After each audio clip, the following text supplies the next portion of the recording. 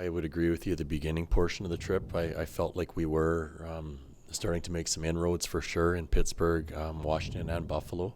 There was a lot of those games we did like. The last couple, not so much, especially last night in Detroit was not a good night for us. What was the message today then?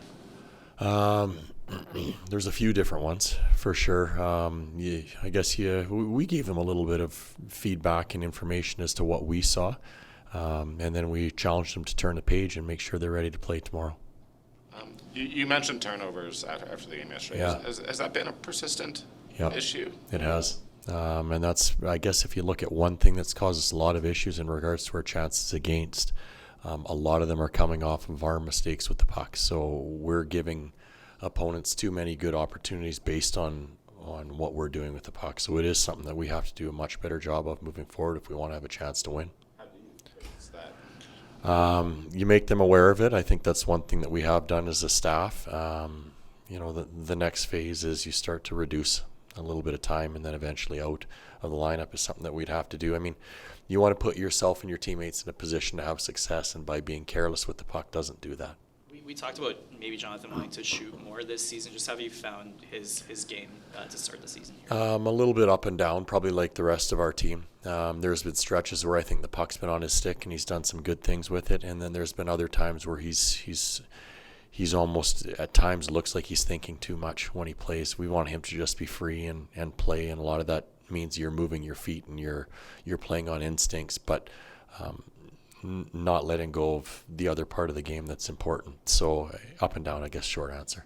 And you've had him killing games when you've had the lead here, but that whole line wasn't great defensively versus Detroit. So how would you say away from the puck, like that adjustment for it?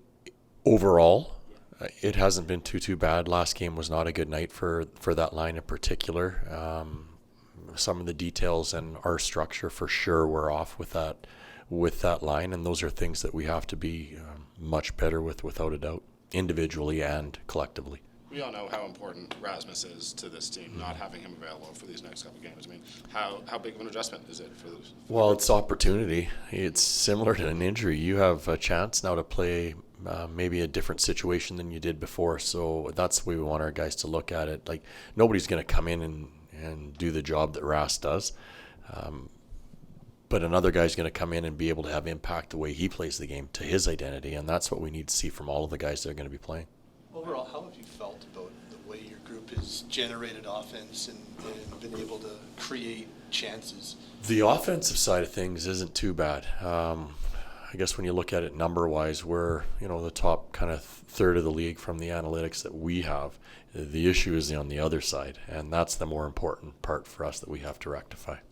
I know there weren't a lot of bright spots in Detroit yesterday, but was Egor Sharangovich one of them, and is he starting to find it offensively? I'd agree with you. I mean, he has been, I feel like he's been getting more and more consistent, more comfortable, I guess, or confident is maybe a better word that I can use for him. So you're starting to see him carry the puck a little bit more. He's skating, and we are starting to see him shoot the puck. So we almost feel like when he's able to get 2 to 3 shots a game, he's around the puck and he's going to have impact, and that's what he's done the last few games. In terms of the line blender, what are you looking for as a coach in terms of chemistry, or how you put these duos and trios together? Chemistry for one. You want to try to find that. I don't think we've found that yet.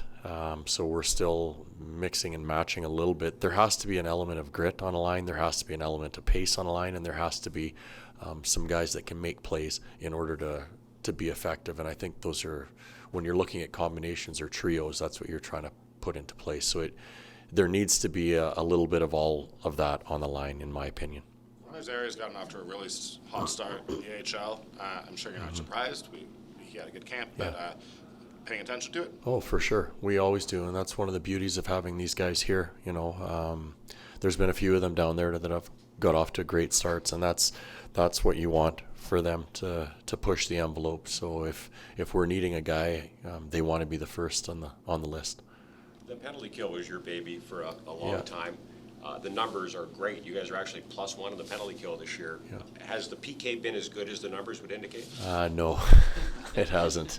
I mean, that's the short answer to it. So it's got some work to do for sure, Wilsey. Yeah. There was a report that no one on the team are closer to an extension. You've been around this guy for a long time, whether it's on the ice or off the ice, just the areas of growth you've seen of Noah since he got here. I think it's the two-way game. Like he's settled his game down a little bit. From when he first came here, it was always go, go, go to start with, and he'd get chasing out of position. I mean, you still see that happen. But he's 26 years old.